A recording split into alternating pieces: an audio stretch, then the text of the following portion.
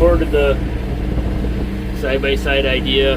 Unfortunately, I probably would have been able to go twice as fast, like commute time, and it's a pretty long haul here. But I couldn't fit very much in it compared to how much I have in this grapple. This is a lot of weight. I mean, I can feel the back of the tractor wanting to lift up. I got 600 pounds in the rear tires of weight, and then I got a, I don't know, I want to say $500 or 600 pound ballast box on the back. So I got a lot of weight, and it still makes these back tires kind of light and ass.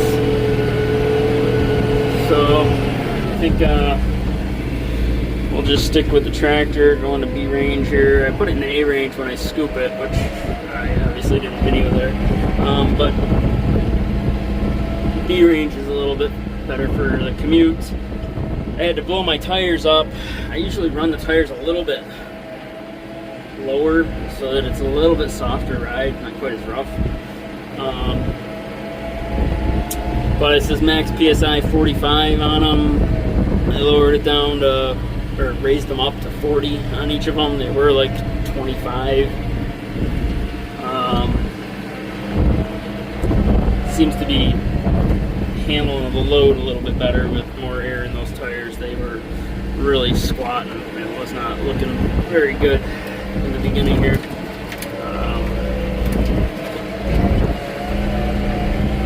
So we'll see. This trail's a little beat up.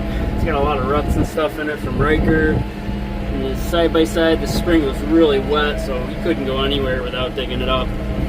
And I haven't gotten out to fix them. So right now we're just, this is the trek I gotta make.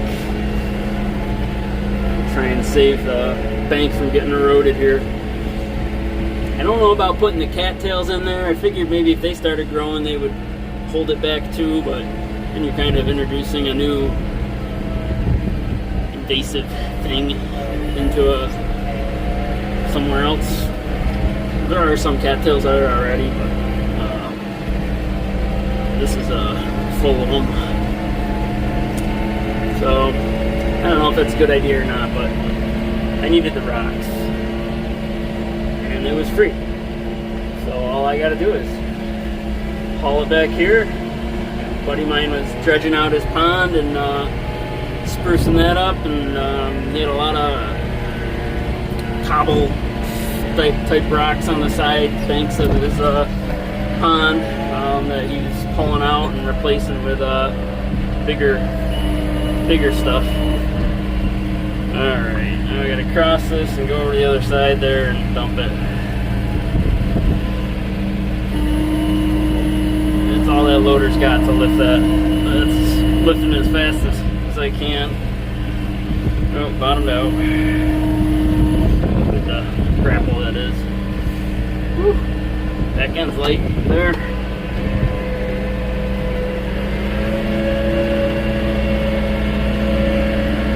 So this bank here on this side here is all eroding. It used to be 5, maybe 10 feet that way, and it's just been eroding. You can see it over there. That whole bank is just collapsing in on me. And this is like my main crossing. I don't really have any other good spots that stay dry and nice to get across the stream. So I really want to kind of try and reinforce this here a bit if I can. Yeah, now I got some free rocky mud. So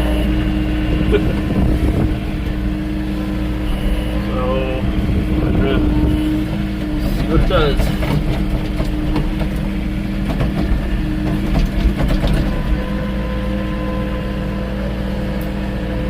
I'll show you getting into out here.